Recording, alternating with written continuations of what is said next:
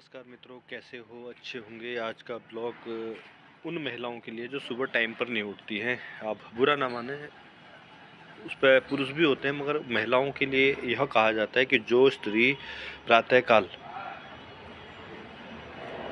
भोर में ब्रह्म मुहूर्त में उठती है तो उसमें के घर में कभी धन संपदा की कमी नहीं रहती है। अब वो मैं बता दूं क्या है। आपने मेरी वीडियो को अभी तक शेयर नहीं किया ना, तो शेयर करें। मैं अभी फिर वेयर हाउस में ही हूँ। आपको बताया मैंने, ये सरकारी भंडारण, यहाँ गेहूं और चावल और सरकारी राशन जिसे बोलते हैं, सेंट्रल गवर्नमेंट्स, ये सप्लाई होती है यहाँ से। और मैं यहाँ पर अभी खड़ा हूँ और एक छोटी सी वीडियो आपके लिए प्रस्तुत कर रहा हूँ, वेट कर रहा हूँ। अब ज़्यादा से ज़्यादा संख्या में वीडियो को ज़्यादा से ज़्यादा शेयर करें। और सनातनी हैं, सच्चे भक्त हैं सनातन के, तो आप समझ रहे होंगे कि जो भी टिप्स बताऊंगा वह हमारे बहुत सारे काम आने वाली है। और महिलाएं जो है इस वीडियो को ज़रूर देखें, और जो सनातन और जो पूजा पाठ में विश्वास करती हैं वो यह वीडियो ज़रूर देखें। बहुत बहुत धन्यवाद। चलते हैं वीडियो में और करते हैं कुछ खास बातें। शुरू करते हैं। प्रातःकाल जब आप ब्रह्म मुहूर्त में या समय से पहले आप थोड़ा सा उठ जाते हैं 5 बजे के आसपास, तो आपको पहला कार्य महिलाओं का होता है स्नान इत्यादि करने के बाद स्नान करना, और स्नान इत्यादि करने के बाद पूजा पाठ करना। और सबसे बड़ा कार्य है, आज मैं आपको बता रहा हूँ, पहला कार्य पूजा पाठ करने के बाद अब आप तुलसी माता को जल अर्पित करते हैं। तुलसी माता को जल अर्पित करते हैं तो उससे घर में सुख, समृद्धि और परिवार में बच्चों की पढ़ाई में बरकत, कमाई में बरकत, पढ़ाई में बच्चों का अच्छे अंकों से पास होना, और धन की कभी कमी नहीं रहती। धन पर्याप्त मात्रा में रहता है, जिससे घर में जो संकट आते हैं वह कभी नहीं आते। तुलसी माता का आशीर्वाद सदैव बना रहता है। तुलसी माँ लक्ष्मी को सदैव घर में विराजमान होने को कहती हैं और विराजमान भी रहती हैं। और लक्ष्मी माता सदैव आपके कष्टों को दूर करते रहती है और घर में धन भंडार का पर्याप्त भंडार भर देती हैं, जिससे हमारी माता और बहनों को कष्ट नहीं होता है। और यह मैंने आपको बताया। दूसरी बात अब मैं आपको बताने जा रहा हूँ, जब भी आप परेशानी में हैं, कष्ट में हैं, संकट में हैं, तो एक छोटा सा उपाय मैं आपको बता रहा हूँ, महिलाओं के लिए है। ध्यानपूर्वक सुने। दूसरी रोटी बोलते हैं, दूसरी रोटी, मैं उसको दूसरी रोटी नहीं बोलूँगा, पहली रोटी बोलूँगा।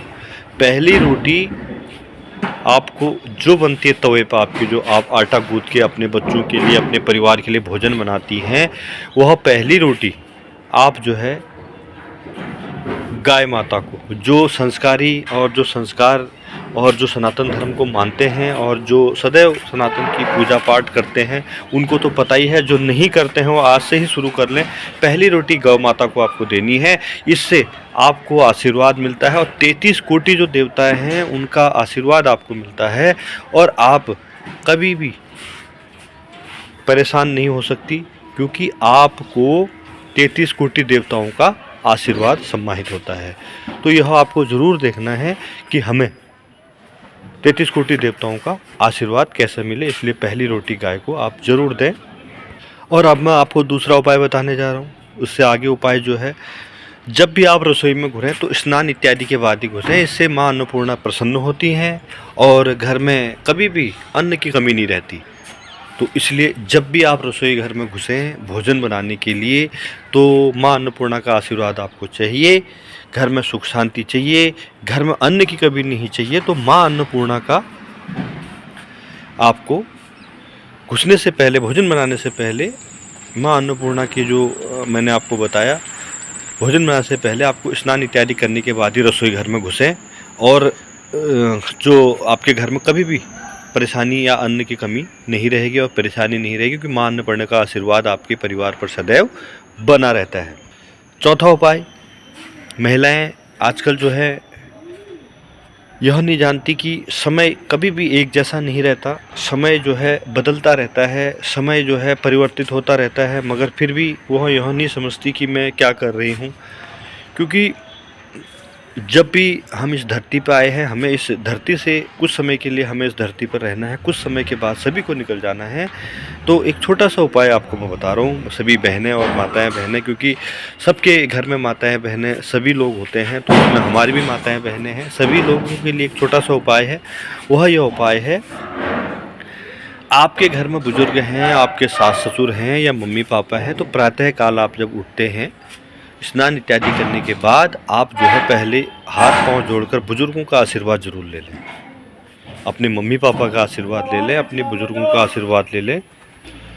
और आप ऐसा करते हैं, यह सारे क्रिया जो हैं, जो मैंने आपको बताई है, यह काम आप करने शुरू कर देते हैं, तो आप चुटकी भर में संपन्न हो जाते हैं। आपके कष्टों से मुक्ति मिल जाती है, माँ भवानी की विशेष कृपा बनी रहती है, अन्नपूर्णा माता की विशेष कृपा बनी रहती है, माँ लक्ष्मी आपके घर पर वास करना शुरू कर देती है। जिस घर में बड़ों का सम्मान होता है, जिस घर में बड़ों का आदर होता है, जिस घरों में बड़ों की बातों को सबसे ऊपर रखकर उनकी आज्ञा का पालन किया जाता है, तो उस घर में माँ लक्ष्मी, विष्णु भगवान, हनुमान जी सभी का आशीर्वाद बना रहता है। 33 कोटि देवताओं का आशीर्वाद सदैव बना रहता है।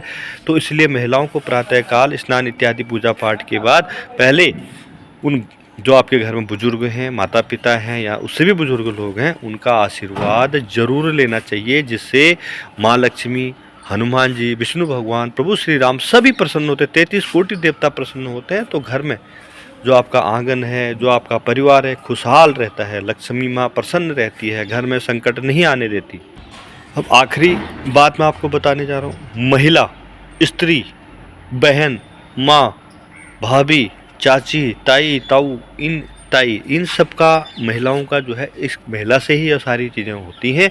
तो इन सब का समाज में एक बहुत महत्वपूर्ण योगदान है। आप जानते हैं महत्वपूर्ण योगदान, एक लड़की पहले घर पर आती है तो कन्या का रूप लेकर उनको पूजा जाता है, नवरात्रि में पूजते हैं। जब वो बड़ी हो जाती है तो उसकी शादी हो जाती है। शादी के बाद वो किसी की भाभी बन जाती है, किसी की पत्नी बन जाती है और किसी की बहू बन जाती है। तो उसके बाद वह बच्चे वाली जो भी माँ बन जाती है, माँ का वह पूरा कर्तव्य निभाती है। उसके बाद वह जब बड़ी हो जाती है तो उसकी नानी बन जाती है, नाना बन जाती है, अम्मा बन जाती है। तो उसके रूप अनेक हैं, माँ के रूप अनेक हैं। और माँ को जो पहचान पाया, माँ को जिसने पहचान लिया, उसने सारा जीवन जी लिया।